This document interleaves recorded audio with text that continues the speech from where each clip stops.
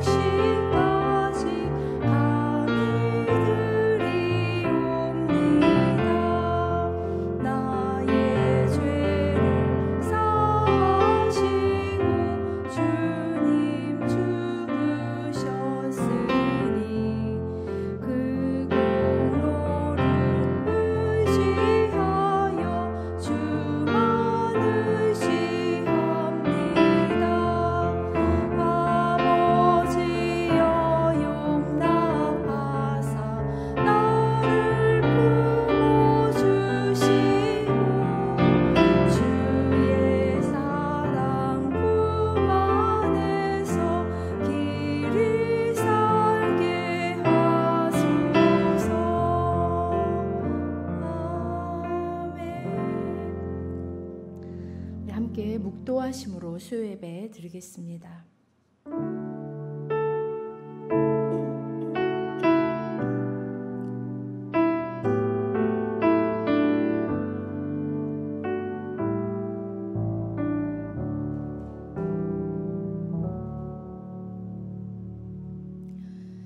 전능하사 천지를 만드신 하나님 아버지를 내가 믿사오며 그 외아들 우리 주 예수 그리스도를 믿사오니 이는 성령으로 잉태하사 동정녀 마리아에게 나시고 본디오 빌라도에게 고난을 받으사 십자가에 못 박혀 죽으시고 장사한 지 사흘 만에 죽은 자 가운데서 다시 살아나시며 하늘에 오르사 전능하신 하나님 우편에 앉아 계시다가 저리로서 산 자와 죽은 자를 심판하러 오시리라.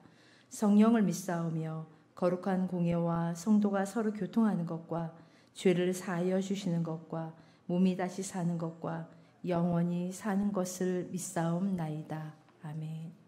우리 함께 214장 한 장 더 찬양 드리겠습니다.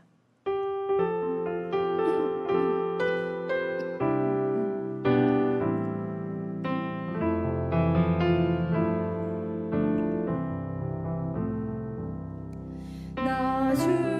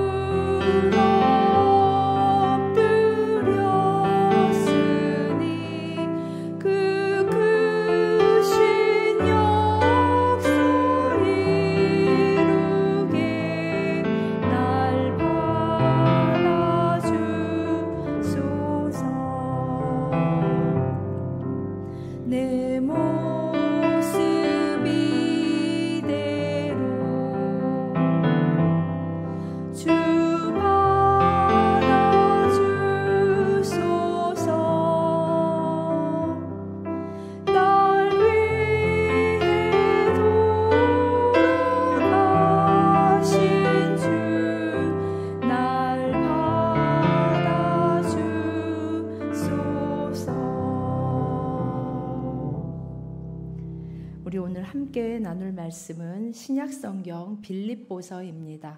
빌립보서 1장 19절에서 26절 말씀입니다.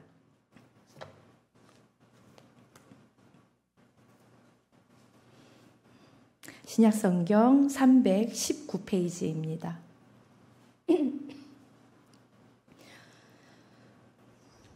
19절부터 우리 한 절씩 교독하겠습니다.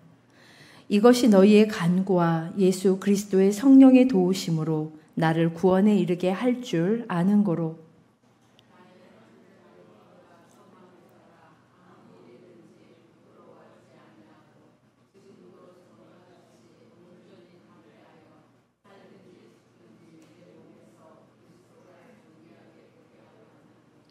이는 내게 사는 것이 그리스도니 죽는 것도 유익함이라.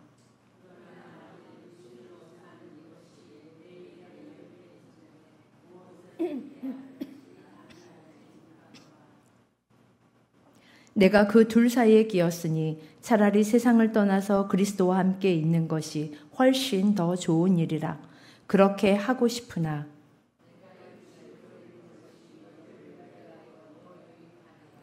내가 살 것과 너희 믿음의 진보와 기쁨을 위하여 너희 무리와 함께 거할 이것을 확실히 아노니. 함께 읽겠습니다.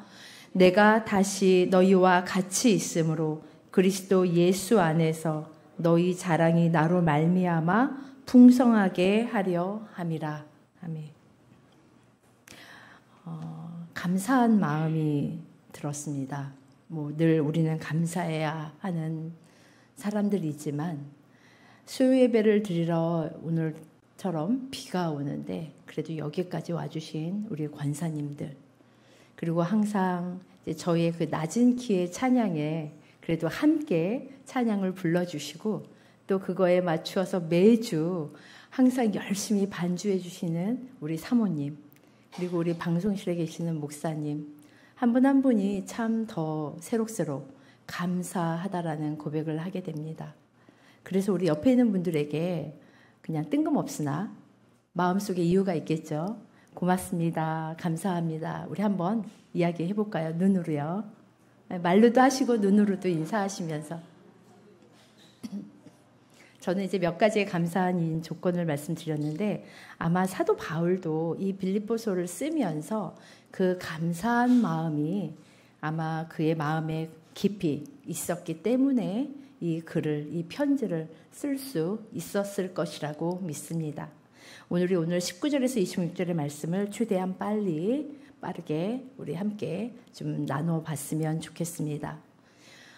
제가 원래 1절부터 조금 했었는데요. 12절에서 18절의 말씀을 건너뛰고 19절로 오늘 넘어가게 됩니다. 앞구절인 12절에서 18절의 내용은 바울이 감옥이라는 실패 같아 보이는 현실조차 하나님께서 복음의 진보를 위해서 사용하시는 신비에 대하여 18절까지는 이야기하고 있습니다. 하나님의 열심은 그렇습니다. 시대와 교회와 그리고 우리의 가정과 나 개인에 이르기까지 하나님의 방식은 신비롭고 기이한 방법으로 때때로 나타나십니다. 그 중에 빼놓을 수 없는 것은 하나님은 기도를 통해서 그 하나님의 나라를 이루시는 아주 신비한 방식을 채택하셨습니다. 참 많은 우리 모두에게는 그런 간증의 거리가 참 많을 것입니다. 그 중에 저도 아주 기이한 방식으로 저의 삶에 문을 두드리셨던, 그렇게 개입하셨던 하나님을 아주 잠깐 소개하려고 합니다. 20대 중반이었습니다. 정확한 나이는 조금 가물거리는데 굉장히 추운 한 겨울이었어요. 당시에 교회 사모님과 저희 어머니가 저를 향한 아주 특별한 계획을 세우셨습니다. 어느 날 아주 매우 두꺼운, 우리 김장할 때 쓰는 비닐보다 더 두꺼운 비닐이 있더라고요. 그 비닐을, 그리고 손바지를 저에게 건네주시면서 기도하러 가자라고 하시는 거예요. 정신을 차리고 보니 저는 삼각산 위에 올라가 있었습니다. 굉장히 추운 겨울 밤이었습니다. 당시에는 우리 권사님들은 아시겠지만 그 삼각산이라는 곳에 올라가서 기도하는 처소들이 몇 군데가 있었던 그 시절의 이야기입니다. 그리고 그날 밤 한두 시간 정도 기도를 한 후에 어머니와 사모님은 저를 그냥 혼자 그곳에 내버려 둔 채 산을 내려가 버리고 말았습니다. 그곳에는 각자의 기도의 제목을 붙들고 하루 종일 부르짖는 사람들이 좀 있었습니다. 처음 본 상황이었기 때문에 놀라웠고 조금 무서웠고 신기하기도 했습니다. 저는 배고팠고 추웠고 비닐을 뒤집어 쓰고 있었으나 서러웠습니다. 그래서 기도를 하는 흉내를 좀 냈습니다. 그러다가 어쩌다가 기도를 조금 하기도 했고 졸다가 기도하다가 흉내내다가를 좀 반복했습니다. 그런데 산을 내려와서야 그 설명할 수 없었던 그 시간, 그 설명할 수 없을 만큼의 하나님이 그 시간 안에 가득하셨다라는 것을 후에야 깨달았던 기억이 있습니다. 저와 약속한 대로 3일 후에 사모님이 저를 데리러 올라오셨고 사모님과 함께 산을 내려오고 버스를 타고 내려오면서 굉장히 생소하고 공허한 슬픔을 경험했던 기억이 있습니다. 사모님께서 사주신 햄버거를 눈앞에 두고 먹지 못한 채 한참을 그냥 울었습니다. 억울해서 울은 것이 아니라 지금도 뭐라고 설명하기가 참 애매하지만 설명할 수 없는, 그러나 저에게는 굉장히 충격적이었고 조금은 힘들었던 그 3일이었는데 하나님의 품 안에 내가 이렇게 안겨 있다가 세상으로부터 완전하게 세상으로 하나님의 품에서 분리가 된 것 같은 충격을 그때 처음 경험했기 때문에 햄버거를 앞에 놓고 먹지 못한 채 울었던 기억입니다. 돌이켜보면 그 시간은 어쩌면 누군가에게는 굉장히 아무 의미도 없고 누군가에게는 요즘 말로 개 고생했다라고 생각할 수도 있고 어쩌면 그냥 당황스럽고 조금 황당한 사건이라고 생각할 수 있습니다.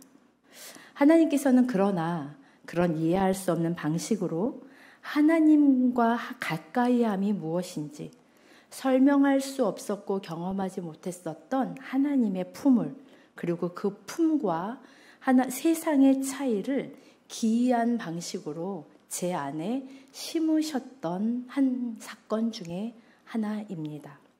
이렇게 저에게는 그냥 단순히 3일의 그 사건이었으나 하나님은 때때로 저뿐이 아니라 이곳에 앉아 계신 우리 모든 사랑하는 성도님들에게 이해할 수 없는 방식으로 다가오시기도 하고 일하십니다. 그 기이한 일하심은 결국에 우리를 하나님께 항복하게 만듭니다.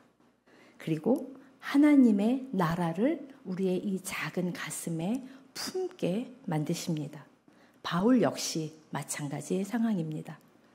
지금 감옥에 갇혀있는 현실 속에서 사람들의 눈에는 실패 같아 보였던 그 상황마저 하나님은 복음의 진보로 사용하시는 신비한 일하심을 바울에게 행하셨습니다.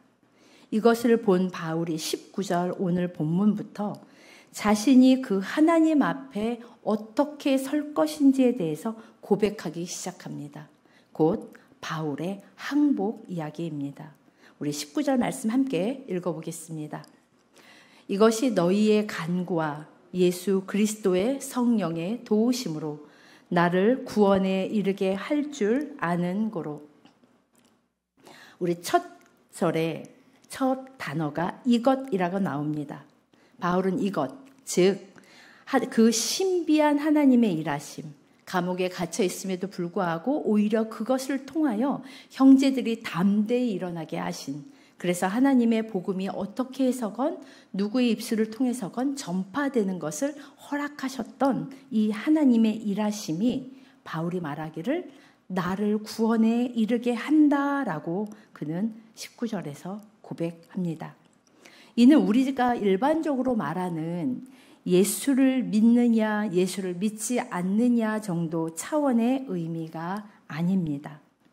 이것은요, 하나님의 복음을 허락하시고 하나님은 하나님의 목적을 행하시고 또 하나님의 그 목적을 이루시는 하나님의 뜻, 그것이 바울을 구원에 이르게 한 것이라고 그는 고백하고 있는 것입니다. 바로 하나님의 허락과 하나님의 목적과 하나님의 일하시는 뜻이 바울 자신을 완성의 자리로 인도하고 계신다라는 것을 바울은 경험했고 그것을 고백하고 있습니다. 그것이 또한 바울은 더 나아가서 빌립보 교인들의 기도와 간구 그리고 성령 하나님의 도우심으로 완성될 것이다 라고 말하는 것이 오늘 본문 19절의 내용입니다. 우리 모두는 이렇게 하나님의 다양하게 찾아오심과 하나님의 일하심과 하나님의 이끌어 가심과 하나님의 기이한 방식을 경험합니다. 권사님들 아마 그 경험을 좀 얘기해 주세요 하면 몇 시간이고 아마 말씀을 하실 것 같습니다. 그 이유가 무엇일까? 그 결과는 그럼 무엇일까? 19절 이후에 있는 20절에서 26절에서는 그 고난의 길을 걸어가는 그리스도의 종으로서 또 그 고난의 길을 허락하신 창조주 하나님께 대한 이 인간이 가질 수 있는 피조물로서 하나님 앞에 갖는 항복을 마주하게 됩니다. 그래서 오늘 제목이 위대한 항복입니다. 우리 20절 말씀 함께 읽어보겠습니다. 나의 간절한 기대와 소망을 따라 아무 일에든지 부끄러워하지 아니하고 지금도 전과 같이 온전히 담대하여 살든지 죽든지 내 몸에서 그리스도가 존귀하게 되게 하려 하나니 바로 이 때문입니다. 이 일은 우리 개인이라는 작은 우주 안에서 이루어지고 시작이 되었습니다. 이 20절의 말씀을 우리가 조금 세부적으로 한번 잠시 나누어 보고자 합니다. 20절 앞에 말씀하시기를 나의 간절한 기대와 소망을 따라서 아무 일에든지 부끄러워하지 아니하고 지금도 전과 같이 온전히 담대하여 라고 이야기합니다. 우리의 언어의 습관을 보면요, 우리 예수님을 믿는 사람들은 특히 확신, 결단, 선택, 헌신, 기쁨, 굉장히 익숙한 단어들이죠. 우리는 이 단어들을 아주 쉽게 씁니다. 마치 이 단어들을 우리의 삶 가운데, 고백 가운데, 기도 가운데 이 단어들을 사용하면 어쩌면 현실에서 무엇인가 보상이 될 것처럼 우리는 선택과 헌신과 결단과 기쁨과 하나님 앞에서의 확신을 붙잡습니다 라는 단어들을 사용하면서 우리는 이 단어들을 꽉 붙잡습니다. 즉 이것을 조금 다르게 빗대어 한번 표현을 하자면 천국 소망을 확실하게 되면 내가 나의 현실엔 어두움이 아니라 평화가 가득할 거야. 내 믿음이 정말 진실하면 나의 현실은 형통할 거야 라는 막연한 기대를 갖고 있는 것으로 드러납니다. 그러나 바울은 그리스도인의 삶이 결코 그렇지만은 않다라는 것을 분명히 이야기하고 있습니다. 하나님께서는 궁극적으로 승리하셨고 또 승리의 길로 우리를 인도하신다라는 고백에는 변함이 없습니다. 바울 역시도 우리와 동일하게 간절한 기대와 소망을 붙잡았습니다. 그러나 현실에서의 바울의 상황은 어떠했습니까? 그의 상황은 고통스러웠고 그는 부끄러움을 감수해야 했습니다. 그가 본문에서 그래서 온전히 담대함이라고 굳이 이 기록한 내용을 우리 그 뜻을 잠시 나누어 보자면, 두려움 없이, 내 앞길이 형통해서가 아니라, 내 앞길이 평안해서가 아니라 두려움 없이, 어떠한 상황임에도 불구하고 주저함 없이 나서는 담대함을 붙잡는다라고 바울은 고백합니다. 왜냐하면 바울 역시 우리와 똑같은 성정을 가진 사람이기 때문입니다. 그 역시도 마음에는 비겁함이 있었을 것이고, 그가 살고 있는 현실 앞에서 그도 인간의 비겁함을 여과 없이 드러낼 수밖에 없는 존재였기 때문입니다. 우리는 예수님을 믿고 영접했다고 갑자기 슈퍼맨이 되어서 지구를 구하는 이러한 초월적인 존재가 되지 않는다라는 것을 압니다. 어저께 우리 굉장히 오랫동안 교회를 나오지 않는 장결자인 한 자매님과 통화를 했습니다. 그 자매님 이야기는 이것입니다. 우리 가족이, 엄마가 예수님을 이렇게 평생을 믿는데 왜 고난이 끊이지 않느냐라는 이 질문을 이 자매님은 늘 저에게 던져옵니다. 우리는 예수님을 믿었다 그래서 갑자기 슈퍼맨이 되거나 초월자가 되지 않는 것처럼 그리스도와 함께라는 것이 무엇인지에 대해서 우리는 깊이 생각하지 못하기 때문이 아닐까 생각합니다.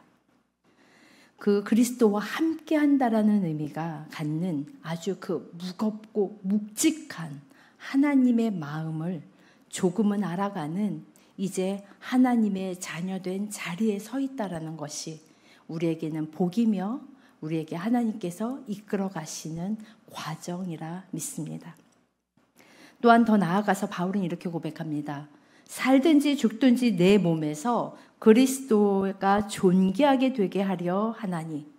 현실은 살 수도 있고요, 죽을 수도 있는 날들입니다. 즉 내일을 우리는 아침에 눈을 뜨고 만날 수도 있지만 어쩌면 내일 아침을 만나지 못할지도 모른다라는 사실을 바울은 자신의 몸으로 겪는 현실로 이것들을 풀어서 이야기합니다. 이는 아무래도 좋다, 어차피 일종의 뭐 이러나 저러나 내 마음대로 뜻대로 안 돼 라는 체념을 의미하는 것이 아닙니다. 기왕 죽게 될 거 까짓 거 뭐 좀 멋있게 살다가 죽지 뭐 라는 허세를 이야기하는 것도 아닙니다. 어차피 죽을 인생 뭐 벌벌 떨면서 사냐라고 하면서 평범한 사람들을 등을 떠미는 것도 아닙니다. 바울은 신앙을 지킴으로 인해서 이 현실의 고난을 몸으로 받아내겠다라고 그는 현재 고백하고 있는 것입니다. 현실의 불분명한, 현실의 우여곡절, 감당할 수 없는 무게들이 우리의 삶 가운데는 격격히 쌓여 있습니다. 궁극적인 차원에서 우리는 승리를 이미 얻었습니다. 그러나 바울의 이 고백은 굉장히 인간적입니다. 바울은 거룩한 자리에서, 하나님 나라의 선생된 자리에서 나는 이렇게 살았으니 너희도 나를 따라와라 라고 질책하고 판단하는 것이 아니라, 이 고백은요, 살든지 죽든지 내 몸에서 그리스도가 존귀하게 되게 하려 하나니 라는 이 고백은 슬플 때는 우리는 울어야 하고요, 기쁠 때는 웃을 수밖에 없는 피조물의 철저한 항복의 이야기입니다. 우리는 오늘 무엇을 고백하고 계십니까? 우리는 오늘 무엇을 항복하고 계십니까? 우리는 오늘 무엇을 내려놓고자 하십니까? 여전히 우리는 그 질문 앞에 서 있습니다. 21절 말씀 우리 함께 읽어보겠습니다. 이는 내게 사는 것이 그리스도니. 21절 우리 같이 한번 다시 읽어보겠습니다. 이는 내게 사는 것이 그리스도니 죽는 것도 유익함이라. 이 고백은 당연한 것도 아니고요, 당연한 선택도 아닙니다. 그렇다고 당연하게 여길 만한 헌신도 아닙니다. 그렇게 간단한 이야기가 아닙니다. 내가 사나 죽으나 그리스도 안에서, 주님 안에서 유익이라 라는 이 고백은 당연한 선택의 고백이 아닙니다. 이 한 절의 이 문구를 통해서 바울이라는 사람의 가치가 얼마나 위대한지 평가하려고 이 문구를 우리가 살펴보는 것은 더더구나 아닙니다. 하나님의 크심이라는 차원에서 볼 때 내가 살아서 하나님께 유익이 되는 존재가 아니고 내가 살아야만 하나님에게 유익이 아니라는 겁니다. 내가 죽어도 하나님에게는 아무 손해가 없습니다. 반면에 내가 죽는다 그래서 하나님에게 손해가 되는 존재도 아니다라는 것을 깨달은 위대한 고백입니다. 내가 예수를 믿었으니 나는 하나님의 자녀가 되었으니 하나님은 나에게 무조건 좋은 것으로만 주실 거야. 하나님은 내가 이해할 수 없는 방식으로 나에게 고난을 허락하진 않으실 거야. 하나님은 내가 기도하는 족족 내가 원하는 대로 들어주실 거야. 라는 어린아이와 같은 우리의 그 생각을 뛰어넘는, 더 나아가 내가 살거나 죽거나 하나님에게 유익이거나 하나님의 손해로 끼치는 나는 그러한 아무것도 아닌 존재에 불과하다라는 바울의 위대한 고백은 철저한 항복을 기반으로 하고 있습니다. 이렇게 철저한 항복은 그 하나님의 품 안에 깊이 있게 잠겨본 자가 할 수 있는 고백일 것입니다. 그러나 한 번 그 경험을 했다고 이것이 우리의 마지막 순간까지 이어진다면 참 좋겠으나 우리는 그래서 늘 그 하나님 안에 거하는 것을 소망할 수밖에 없는 줄 믿습니다. 신앙이라는 자리가 뭘까? 우리가 할 수 있는 일과 할 수 없는 것을 말하는 자리가 아닙니다. 내가 신앙을 갖겠다와 신앙을 갖지 않겠다. 내가 이제는 신앙을 향해서 달려가겠다. 아니 나는 좀 쉬겠다라고 말할 수 있는 자리가 아니라는 것입니다. 그 자리는 오직 하나님께서만 할 수 있는 영역입니다. 왜냐하면 그 신앙의 자리는 나와 상관없이 하나님께서 부어주신 은혜의 자리이기 때문입니다. 나의 능력과 관계없이 나의 죄 사함과 관계없이 하나님께서 스스로 작정하셔서 우리 가운데 하나님의 능력과 하나님의 승리를 선포하는 곳이 그 신앙의 자리라는 것입니다. 어쩌면 그 신앙의 자리가 나의 신앙, 나의 믿음이라고 고백하는 그조차도 어쩌면 나로 인하여 시작된 것이 아니기 때문에 나의 신앙이라는 이 말에 우리는 좀 깊이 있게 생각해 봐야 되지 싶습니다. 나의 부족이나 심지어 배반, 기만에도 불구하고 하나님은 하나님이시기를 중단하지 않으신 것이 우리에게 나타나는 신앙의 자리입니다. 언약의 하나님은 하나님의 긍휼과 하나님의 자비하심을 끊임없이 신실하게 지켜내고 계시는 그 자리입니다. 우리는 바로 그 안에서 신앙을 지킬 수 있는 존재에 불과합니다. 22절과 24절의 말씀을 우리 함께 읽어보겠습니다.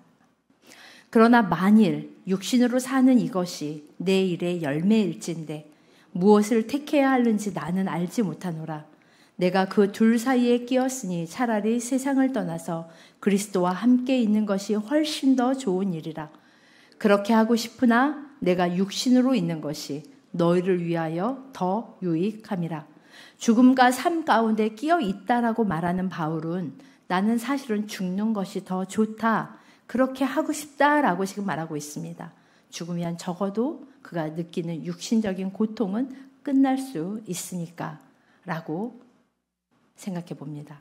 그러나 육신으로 사는 이것이 내 일의 열매라고 나는 조금 어려운, 우리가 생각할 때 조금 생각을 해봐야 되는 이 문장을 통해서 바울의 고백은요, 간단하게 여러 의미로 해석하고 우리가 바라볼 수 있으나 고난의 길을 가겠다라고 그는 선언하는 것입니다.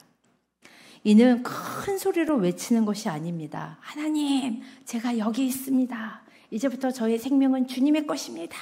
하고 신나게 달려나가는 모습이 아닙니다.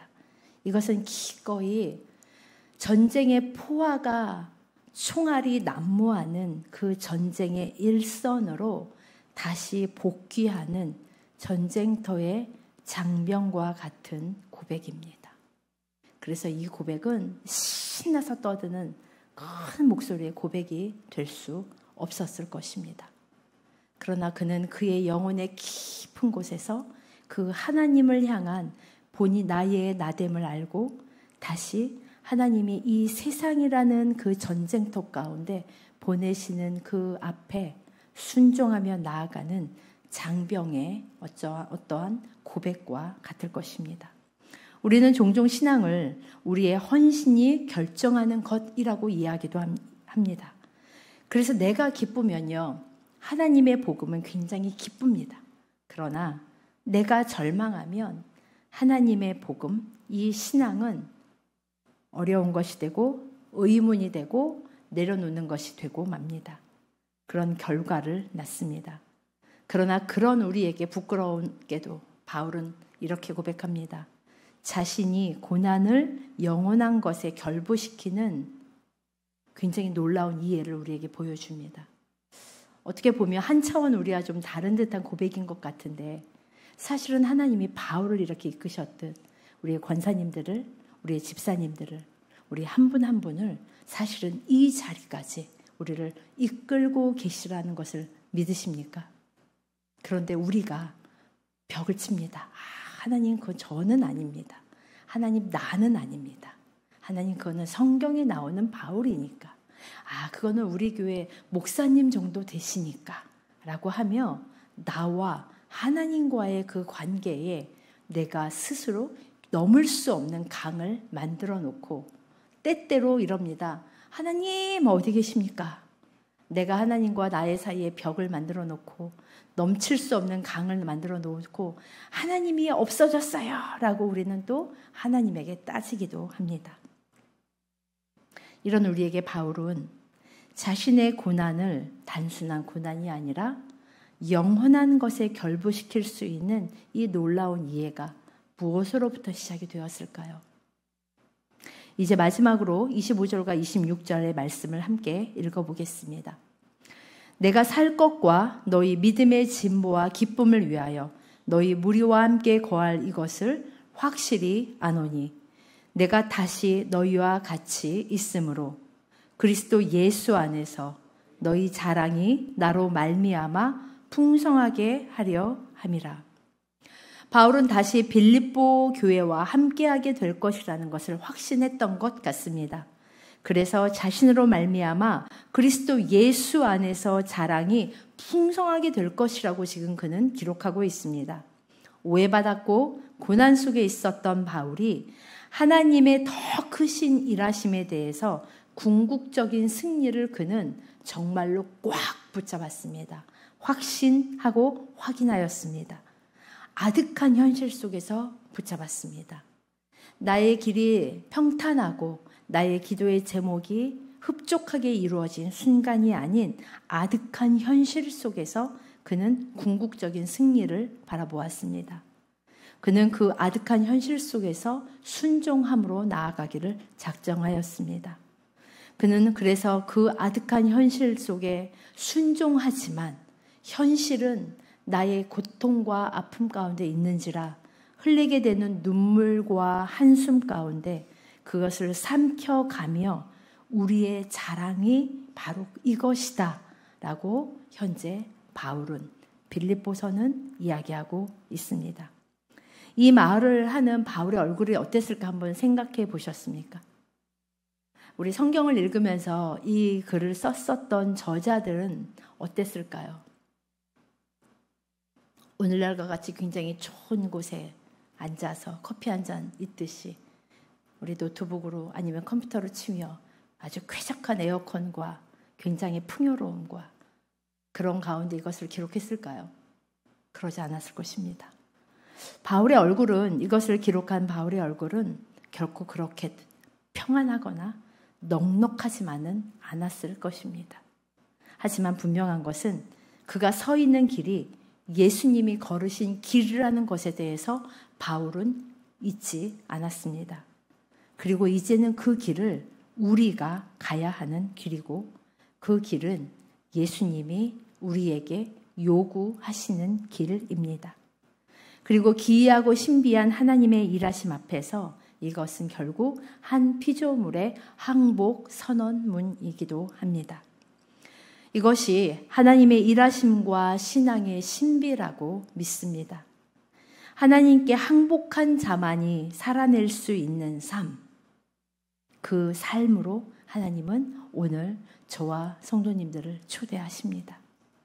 그 철저한 항복, 그 결단이 오늘 이 바울의 철저했던 항복과 결단이 오늘 저와 이곳에 계시는 우리의 서울중앙교회 성도님 모두의 항복과 결단으로 그 바톤이 이어지기를 주님의 이름으로 기대하고 소망합니다.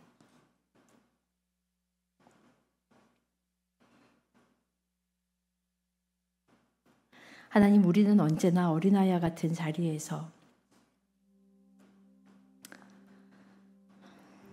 부끄러움도 잊은 채, 두려움도 잊은 채 하나님 앞에 때때로 우리의 막대먹은 모습을 얼마나 쉽게 드러내고 얼마나 쉽게 말하는지. 그러나 하나님의 말씀을 펼칠 때 그 말씀으로 다시 우리를 건드려 주시고, 하나님 조금이라도 그 말씀으로 우리의 생각을 돌이키시고 우리의 언어를 다시 고쳐주시고 우리의 하나님을 향한 계획을 하나님의 뜻으로 채워주시는 줄 믿습니다. 하나님, 오늘도 우리가 그 가운데에서 바울이 빌립보 교회가 하나님 앞에 항복하며 섰던 것처럼 우리가 항복하며 주님 앞에 서겠다라고 작정합니다.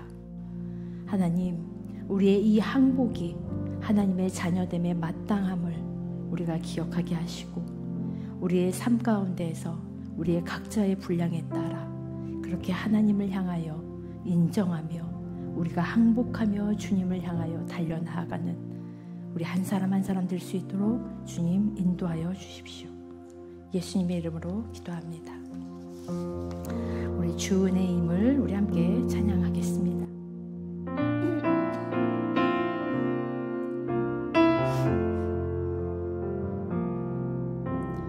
주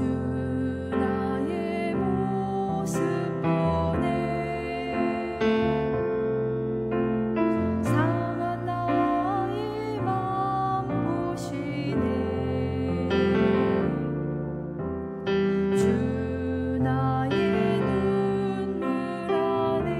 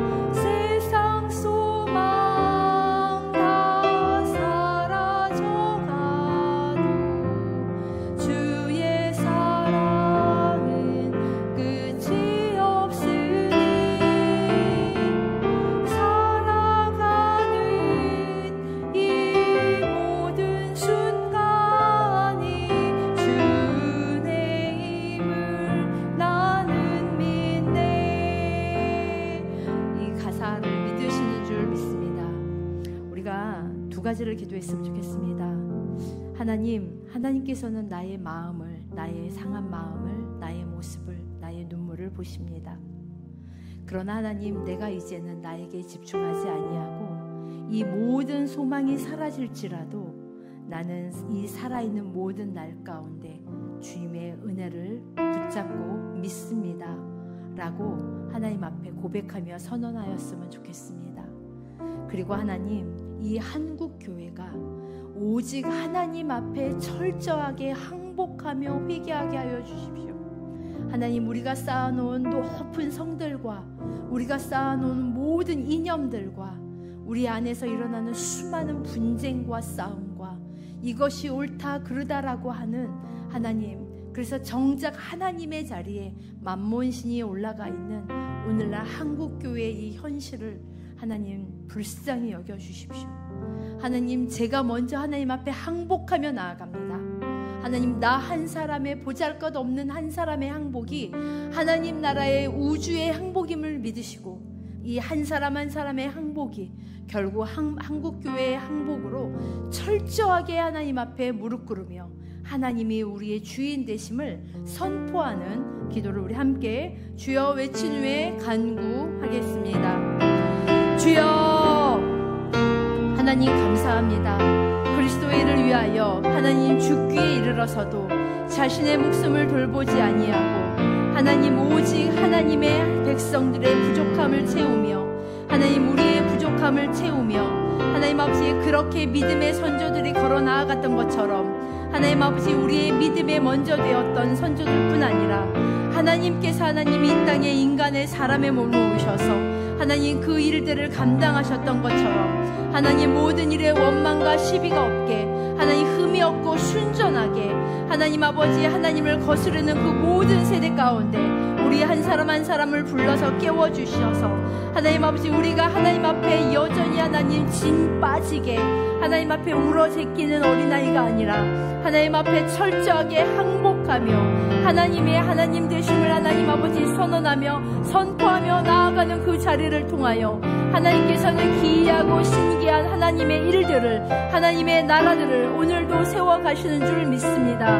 하나님 아버지 우리의 작은 그 선언과 우리의 선포와 우리의 결단들이 모여서 하나님 아버지 이제 한국교회가 더 이상 하나님 아버지 분리되고 더 이상 이 가운데 분쟁하며 싸우며 하나님의 복음이 아닌 사람의 소리가 그 가운데 하나님 아버지 목사들이 하나님 아버지 당회들이 하나님 장로들이 하나님 아버지 하나님의 이름을 빗대어 아버지 중세시대와 더불어 하나님 아버지 많은 성도들을 현혹하며 정작 교회가 무엇인지 하나님의 되심을 하나님 우리가 얼마나 깎아내렸으며 우리 스스로 하나님의 십자가 가운데 하나님 침뱉으며 그래서 세상으로 말미암아 하나님의 교회가 하나님의 이름이 얼마나 하나님 망령되이 부름을 받고 있는지 하나님 그 모든 일들이 우리로부터 시작되었음을 주님 아버지 고백하며 나아갑니다.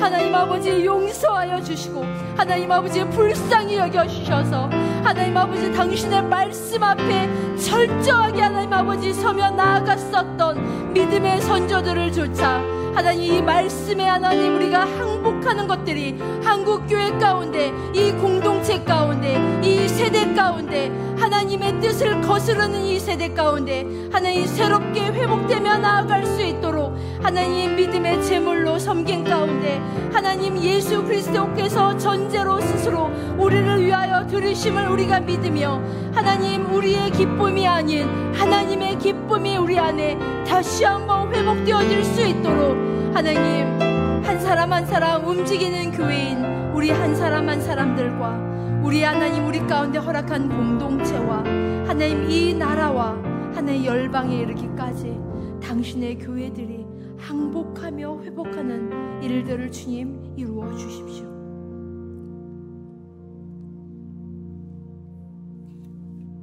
주님이 가르쳐 주신 기도로 예배 마치겠습니다. 하늘에 계신 우리 아버지여 이름이 거룩히 여김을 받으시오며 나라가 임하시오며 뜻이 하늘에서 이루어진 것 같이 땅에서도 이루어지이다.